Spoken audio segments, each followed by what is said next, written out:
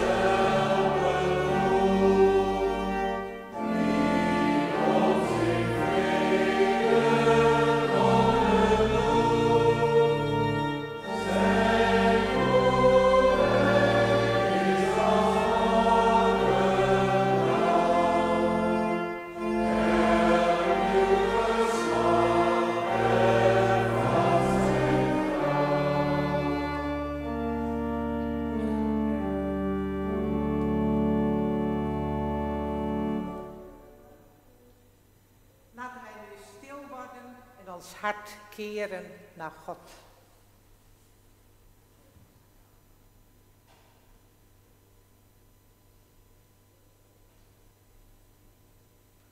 Wij mogen elkaar bemoedigen, omdat onze hulp is in de naam van de Eeuwige, die hemel en aarde gemaakt heeft, die trouw blijft tot in eeuwigheid en niet loslaat het werk van zijn handen.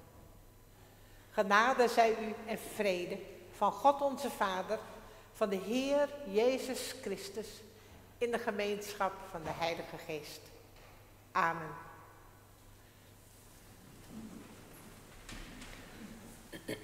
Gemeente, fijn dat we hier vanmorgen samen kunnen zijn, ook verbonden met de mensen die thuis deze dienst mee vieren.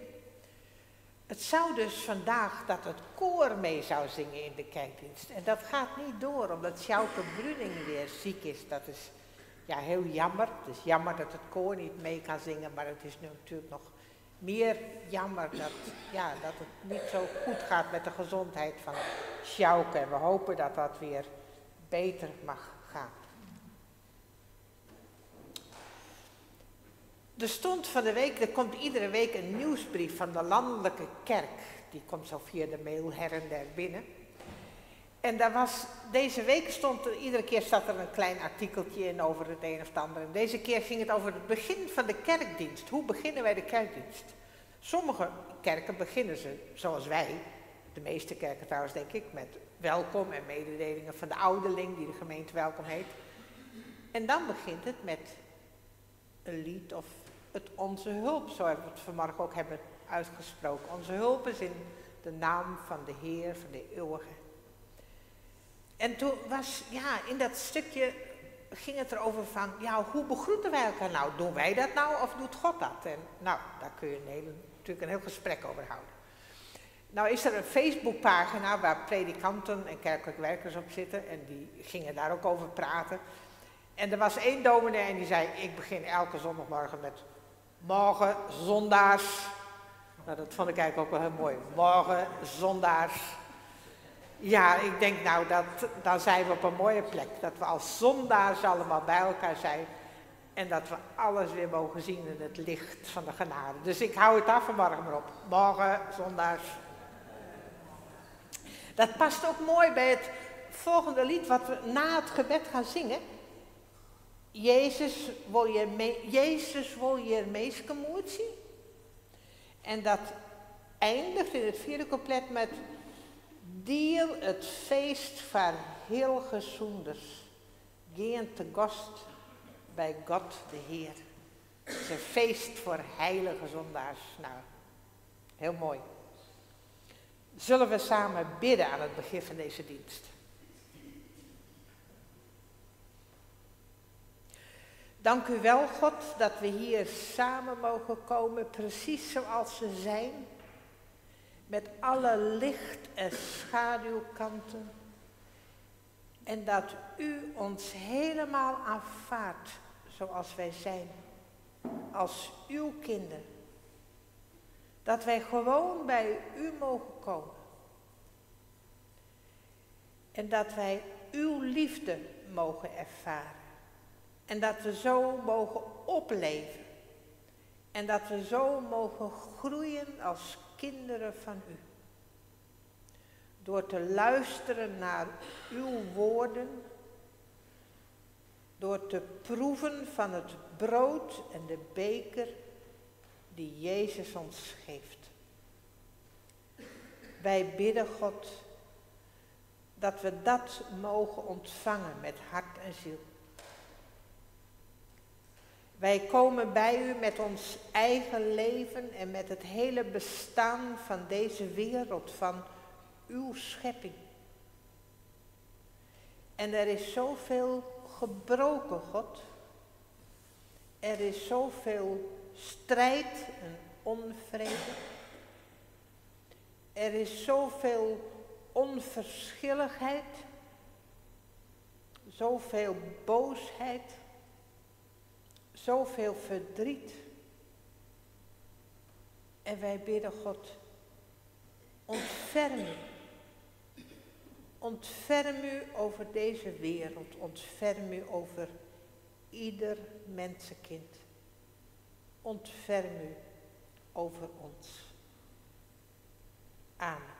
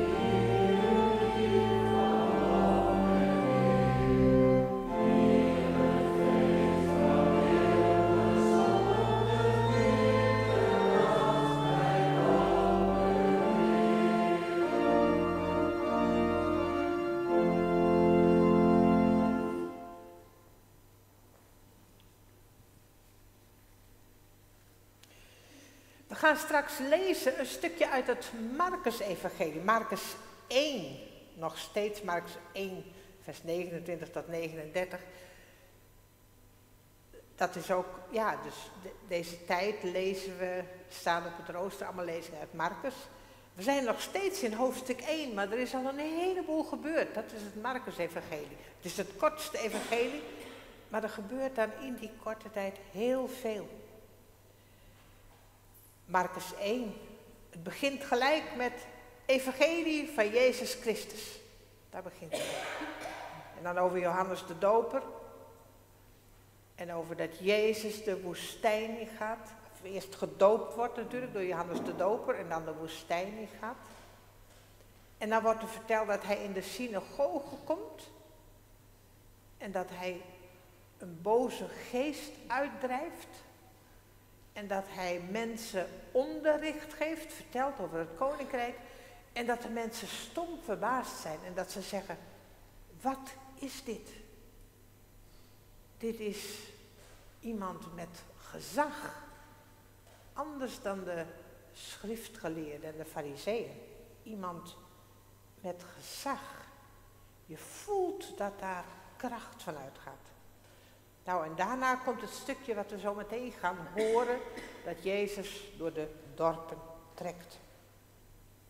Voordat we uit de Bijbel gaan lezen, willen we bidden om Gods geest.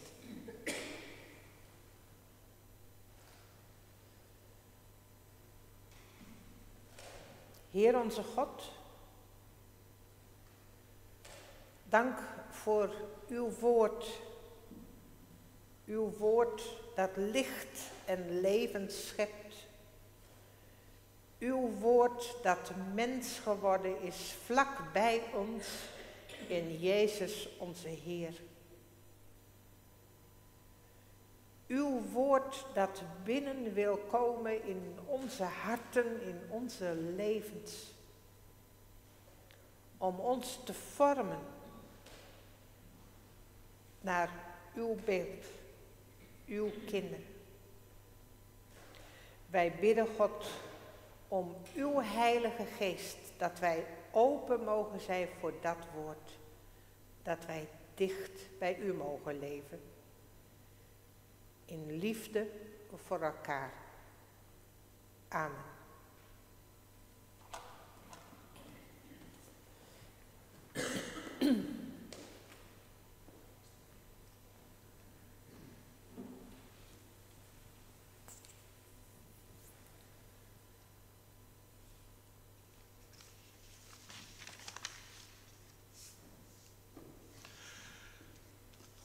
Toen ze uit de synagoge kwamen, gingen ze rechtstreeks naar het huis van Simon en Andreas, samen met Jacobus en Johannes. Simons schoonmoeder lag met koorts in bed en ze spraken met Jezus over haar. Hij ging naar haar toe, pakte haar hand vast en hielp haar overeind. Toen verliet de koorts haar en ze begon voor hen te zorgen. 'S Avonds laat, toen de zon al was ondergegaan, brachten de mensen alle zieken en bezetenen naar hem toe. Alle inwoners van de stad hadden zich bij de deur van het huis verzameld. Hij genas vele zieken van allerlei kwalen en hij dreef veel demonen uit. Maar stond ze niet toe om iets te zeggen, want ze wisten wie hij was. Vroeg in de ochtend, toen het nog helemaal donker was, stond hij op, ging naar buiten en liep naar een eenzame plek om daar te bidden. Maar Simon en de anderen die bij hem waren, gingen hem vlug achterna. En toen ze hem gevonden hadden, zeiden ze tegen hem: iedereen is naar u op zoek.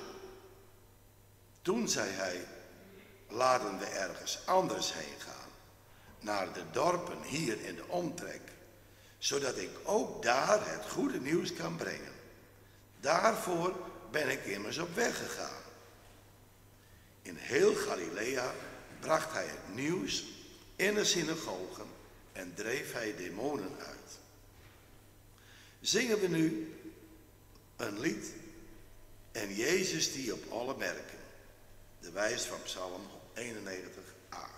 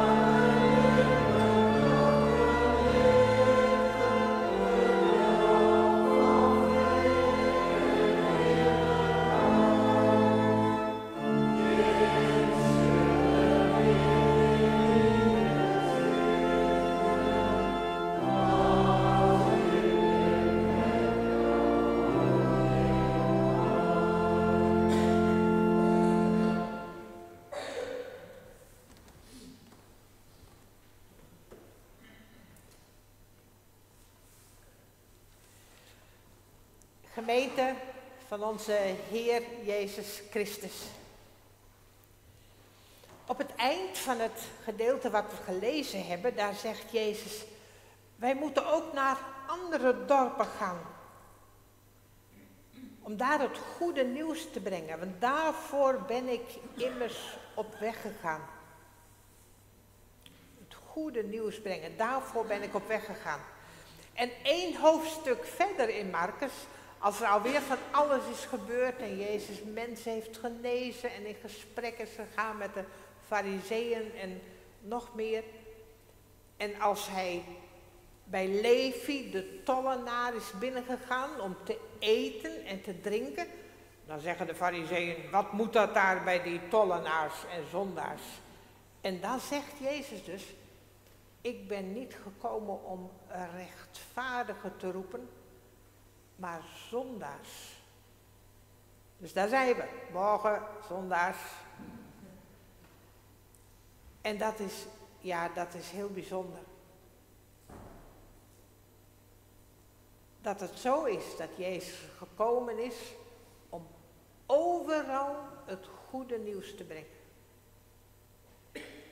En dat hij gekomen is om overal de zondaars te roepen. En dan is het goed om erbij stil te staan wat zonde eigenlijk is. Zonde is in onze theologie en onze kerken soms helemaal versmalt tot het overtreden van de regels, het overtreden van het zondagsgebod of het overtreden van, wat voor geboden en regels dan ook maar. En dat je er een schuldgevoel van overhoudt van, en doe ik het nou wel goed en mag ik nou de was wel ophangen op zondag en allemaal die dingen. Het is geen onzin, maar het is wel verworden tot een keurslijf eigenlijk waar we niet meer mee uit de voeten kunnen. Maar wat zonde eigenlijk is in de Bijbel, dat is dat mensen het doel, de zin van hun leven zijn kwijtgeraakt. Dat is wat het letterlijk betekent in de Bijbel. En nog meer misschien, dat ze de verbinding zijn kwijtgeraakt. De verbinding met God. En daardoor ook de verbinding met hun diepste zelf. Want wij zijn immers gemaakt naar het beeld van God. En dat we daardoor ook de verbinding met elkaar kwijtraken. God liefhebben en de naaste als jezelf. Dus dat is nou zonde, dat we de verbinding met God kwijtraken, met onszelf en met elkaar. En daar raken we buiten onszelf. En dan raken mensen in de war en ze raken het spoor bijster en ze raken opgebrand. En dat is nou zonde, dat gebeurt. En Jezus is gekomen om opnieuw die verbinding te brengen. Om die zondaars te roepen, weer in verbinding, in het nieuwe verbond te brengen. Dat zeggen we ook bij het avondmaal. Hè? Het nieuwe, deze beker is de beker van het nieuwe verbond. De nieuwe verbinding in mijn bloed.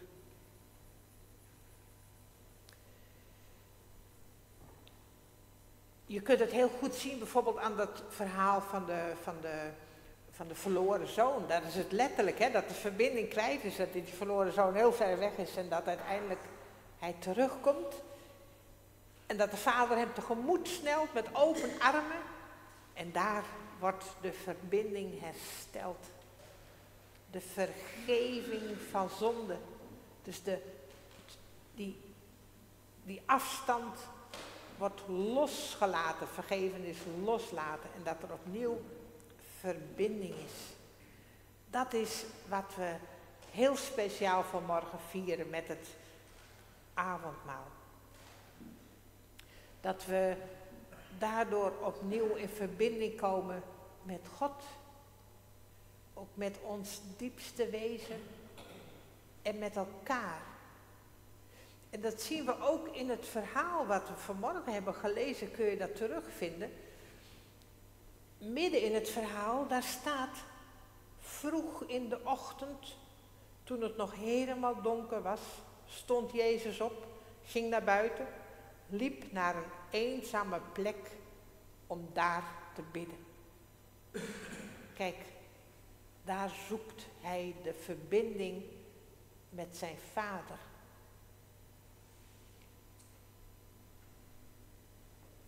En ook wij worden in dat verhaal uitgenodigd om die verbinding te zoeken. En het is soms best wel moeilijk om zo'n stille plek te vinden in ons leven, dat wij werkelijk kunnen bidden, in gesprek zijn met God. Want er is van alles wat er tussendoor rommelt en dat we eigenlijk niet dat gesprek kunnen vinden en dat we geen verbinding vinden met God. Maar Jezus blijft roepen. Hij blijft zondaars roepen. Kom, kom. En elke keer opnieuw mogen wij ook bidden, in gesprek gaan, om opnieuw verbonden te raken.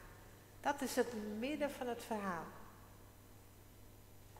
En daaromheen zien we dus vanuit die verbinding met God hoe Jezus overal aanwezig is. Vanuit die verbinding dat waar het hart vol van is, daar stroomt de mond van over. Dus dat hij in woorden en daden overstroomt van die verbinding met God. Als een waterval is dat in het Markus-evangelie achter elkaar die verhalen. Met gezag. Als je zo in verbinding bent met God, kun je met gezag spreken. In je woorden en in je daden. Dan voelen mensen dat die liefde van God daarin is. En zo kan Jezus vertellen over het koninkrijk en hij kan helend aanwezig zijn. Dat mensen naar lichaam en ziel en geest genezen worden. Van ziekten en kwalen en bevrijd van kwade geesten. En zo komen mensen weer in verbinding met hun ware zelf. Zoals ze voor God mogen zijn. Heel en vol van goedheid. Genezen naar lichaam, ziel en geest. Zo mag het uiteindelijk zijn. En dan zien we ook dat Jezus de verbinding met andere mensen zoekt. Altijd zoekt hij vrienden, leerlingen, met wie hij samen een gemeenschap sticht. En zo zijn ook wij met elkaar een gemeenschap. En dat is een wezenlijk onderdeel van dat leven met God. De verbinding met God, met onszelf en met elkaar. Daarin kan de goedheid van God stromen.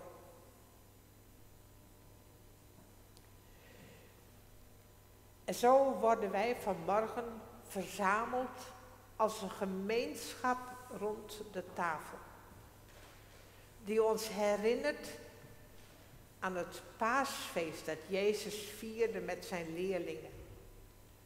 Het feest van bevrijding, weg uit de vreemde, thuiskomen bij God en bij elkaar. Dat is het paasfeest. En daar zegt Jezus, als hij het brood en de wijn uitdeelt, teken van dat feest. Ikzelf, mijn lichaam is dat brood. Ikzelf, mijn bloed is de wijn. En zo deelt Jezus zichzelf uit, zijn liefde uit, om opnieuw de verbinding te maken met God, met jezelf en met elkaar. Wat een geluk dat we iedere keer dat feest van die nieuwe verbinding mogen vieren. En laten we bidden dat die verbinding, dat we dat ook mogen ervaren. Ieder van ons en met elkaar. Amen.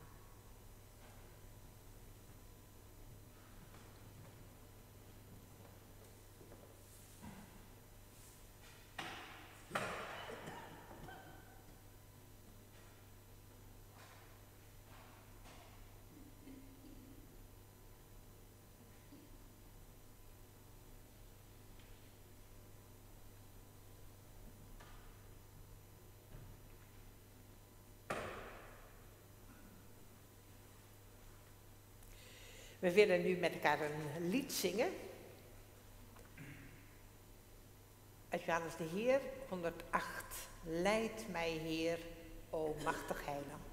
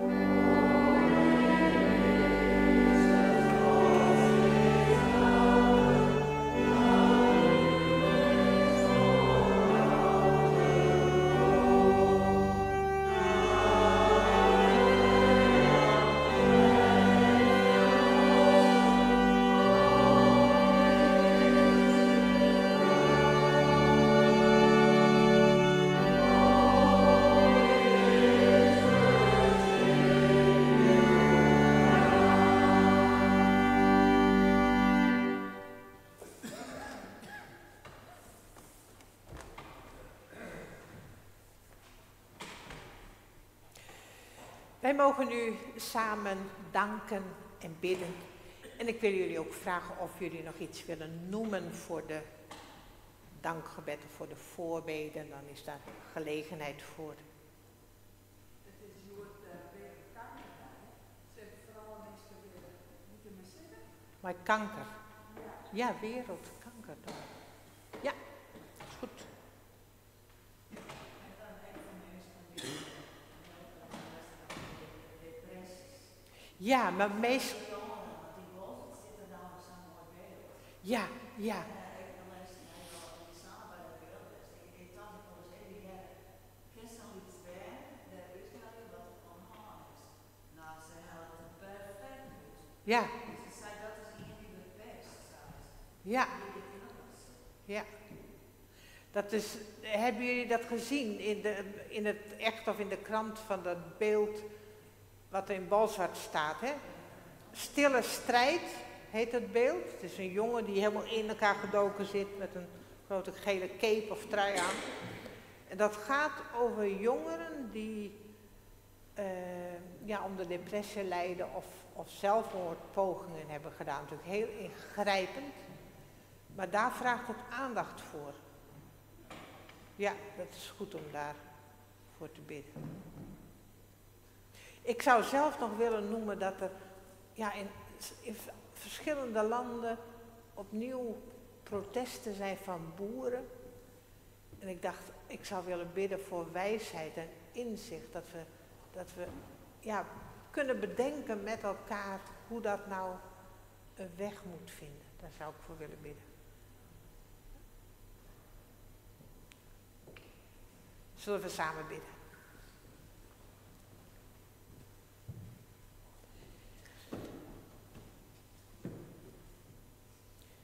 Dank u wel, God, dat we hier vanmorgen samen de verbinding mogen vieren met u, met elkaar, met ons diepste zelf. Dat we uw helende, bevrijdende liefde mogen vieren en ervaren. Zo willen wij u danken voor al het goede dat uit uw handen op ons toekomt en waarvan we mogen genieten. En we willen ook bij u brengen alles wat gebroken is, wat vraagt om genezing, om heling, om liefde, om vrede en recht. God, op deze dag, Wereldkankerdag, bidden wij voor alle mensen die ziek zijn, moeten strijden en lijden,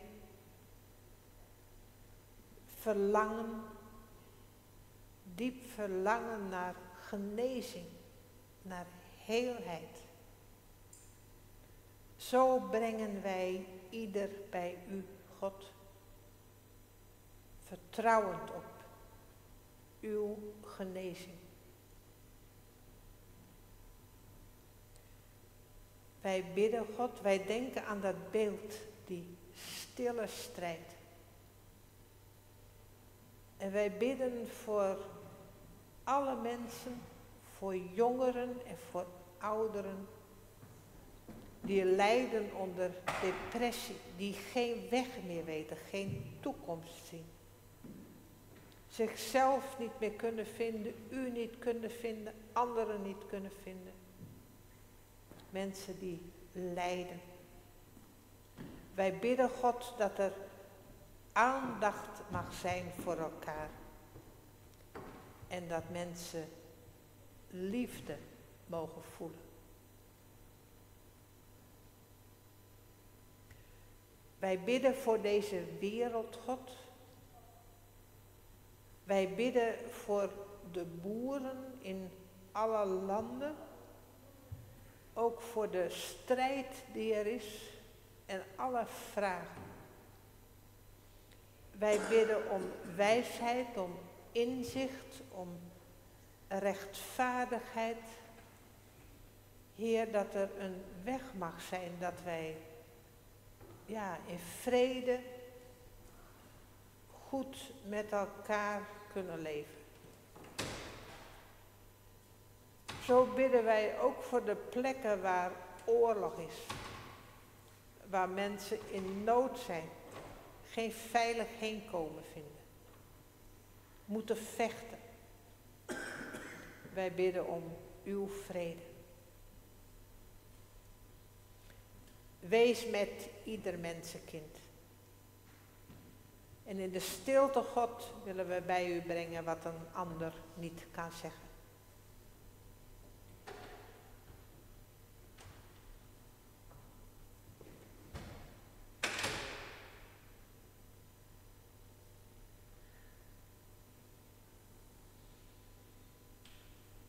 Wij bidden God, hoor en verhoor onze gebeden in Jezus' naam. Amen.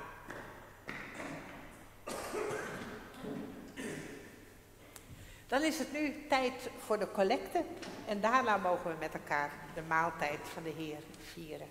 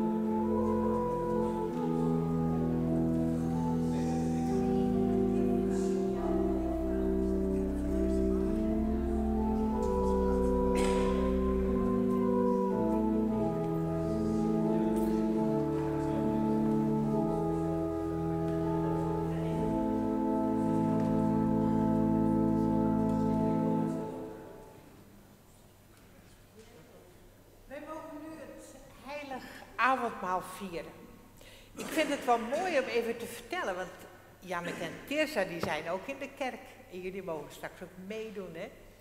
En dat doet me eraan denken dat we vorige zomer, toen hadden we een PPP-bijeenkomst, een pizza- en pannenkoekenparty. Maar die keer was het een picknickparty. En die was bij ons in de tuin. En het was prachtig weer en zomer. En er waren allemaal ouders en kinderen. En toevallig waren Janneke en Tirza daar ook bij, hè. En toen hebben we het verhaal verteld van Jezus die brood uitdeelt. Dat er eerst heel weinig was, maar dat het toch genoeg was toen Jezus ging bidden en de zegen vroeg over het brood. En toen was er heel veel brood voor iedereen. En die zondagmorgen hadden we hier het avondmaal gevierd en er was nog brood over. En toen hebben we 's middags de kinderen allemaal een stukje brood geproefd. Hè? En nu vandaag krijgen we ook allemaal een stukje brood en een slokje wijn of druivensap. Om eraan te denken dat Jezus alle liefde van God aan ons wil geven. En dat we dat samen mogen delen. En nu gaan we eerst samen bidden en danken. Heer onze God, wij zegenen uw naam, omdat u ons vasthoudt overdag en in de nacht. Omdat u onopgeefbaar trouw blijft aan uw mensenkinderen. Omdat u binnenkomt in ons bestaan, genezend en bevrijdend. In Jezus Christus onze Heer. Omdat u ons doorstroomt en aanvuurt met de adem van uw geest. Met heel uw gemeente van alle tijden en alle plaatsen zingen wij daarom met heel ons hart u toe. Amen.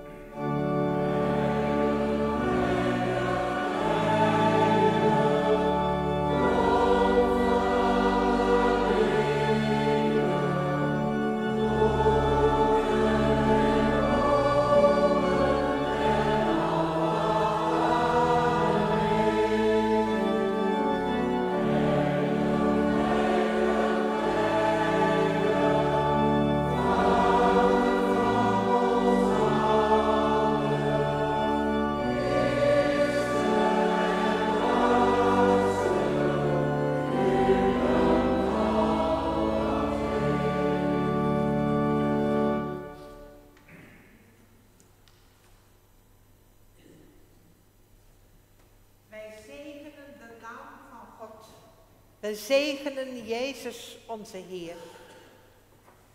Want in de nacht waarin de Heer Jezus werd overgeleverd, nam hij brood, sprak het dankgebed uit, brak het brood en zei: dit is mijn lichaam voor jullie. Doe dit telkens opnieuw om mij te gedenken. Zo nam hij na de maaltijd ook de beker en hij zei: deze beker is het nieuwe verbond dat door mijn bloed gesloten wordt. Doe dit telkens als jullie hieruit drinken om mij te gedenken. En nu wij de maaltijd vieren, doen wij wat de Heer Jezus heeft gezegd. We gedenken Christus onze Heer. Zijn dood verkondigen wij, zijn opstanding belijden wij en zijn toekomst verwachten wij. Amen. Kom, Heer Jezus. Bidden wij om de Heilige Geest. Kom, Heilige Geest van God, die heel maakt. Geest van liefde, van inzicht en beweging. Ontsteek ons verlangen. Laat onze harten branden. En maak ons één lichaam van Christus. Amen. Zingen wij nu samen het Onze Vader.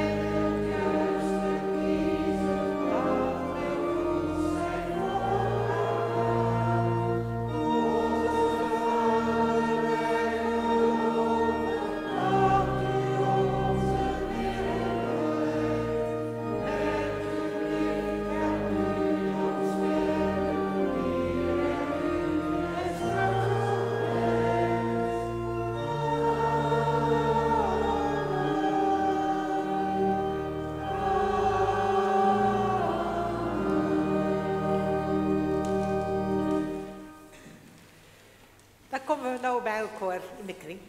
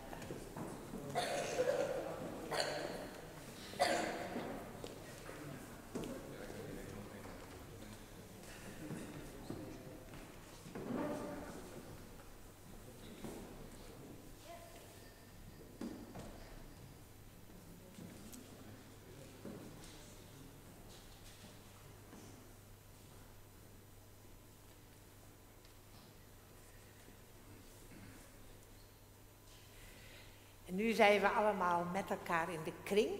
Dan mogen we straks allemaal een stukje brood nemen. En een kleine beker met wijn of druivensap.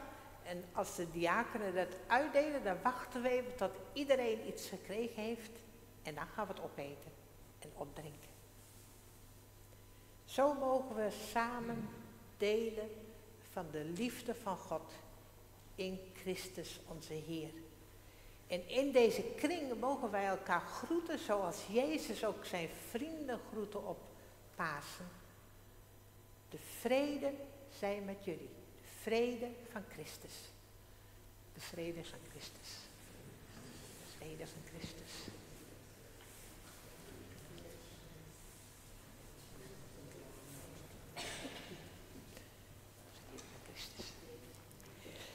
En dan zingen wij met elkaar een lied, brood hier gedeeld om het leven.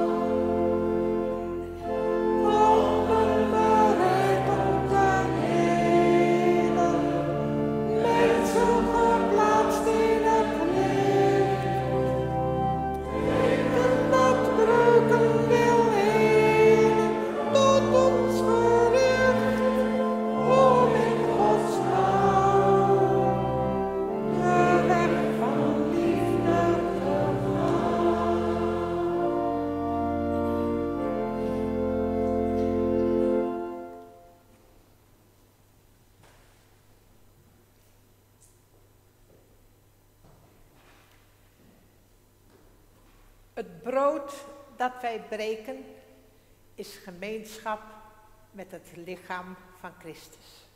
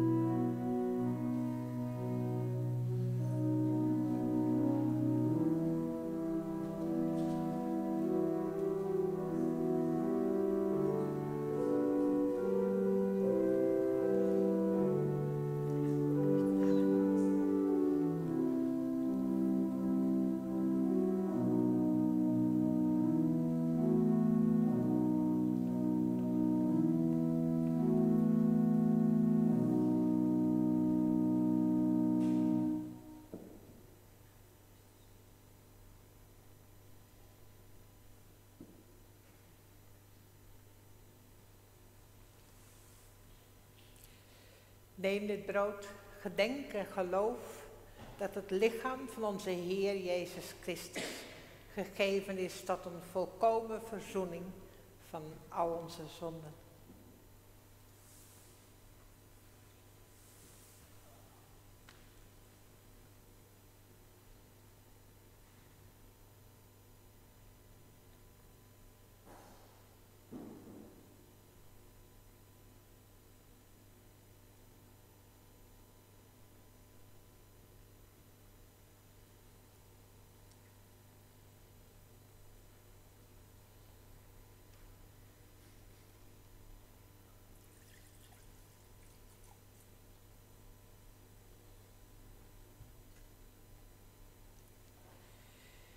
De beker van de dankzegging, die wij dankzeggend zegenen, is gemeenschap met het bloed van Christus.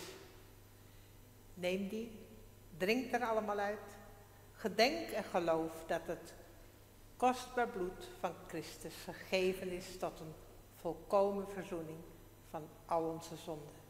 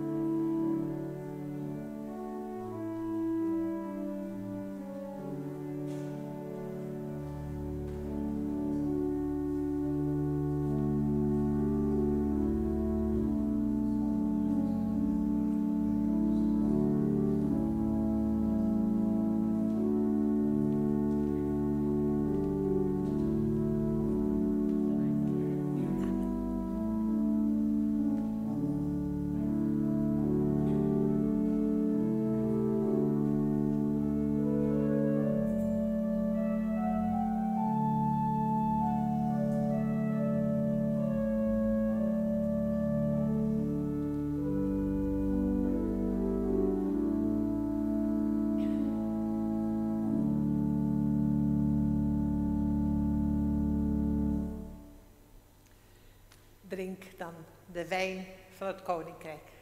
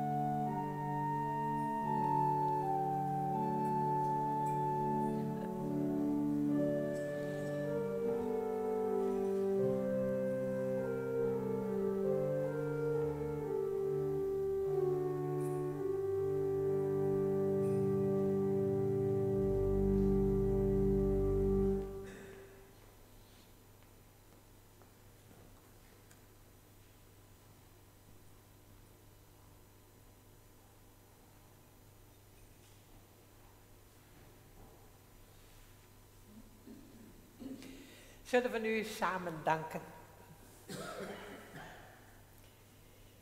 Heer, wij danken u voor de kracht en de vreugde van deze gemeenschap met het lichaam en bloed van Christus.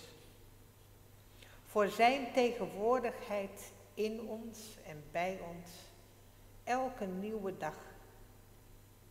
Zend ons nu uit in de wereld met de kracht van uw Heilige Geest, om te leven en te werken tot uw lof en eer.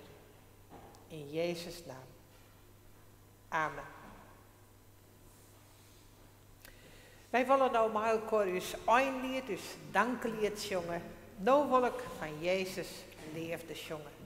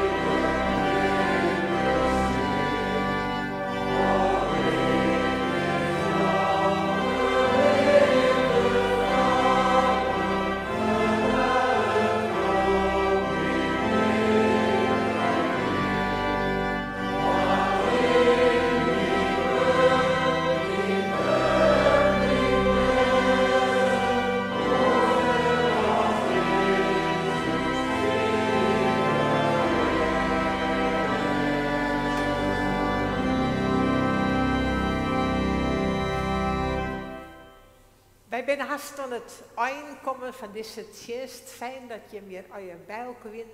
Thuis met ons verbonden om dit feest van God te vieren. Je bent haast welkom bij de koffie. En ik wil nog even wijzen op achter in de kerk zit een bus met de briefjes in kennen van het inspiratieweekend. En daar laat ik een intekenlijst neer, dat je de briefjes net bij je hebben, van de sneute missie. Dus als je mij nog om de workshops en of dat je mij eten, dat kun je daar even invullen. En je mag ik nog een briefje in de brievenbus van het weekend je hem dat willen.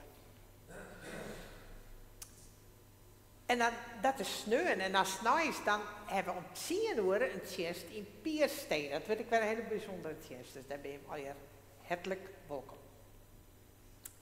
En dan mogen wij gaan met de zegen van God, met de goede woorden van God voor uw leven. De genade van uw Heer Jezus Christus en de liefde van God en de meerschap van de Heilige Geest, wees mij hem alle jaar.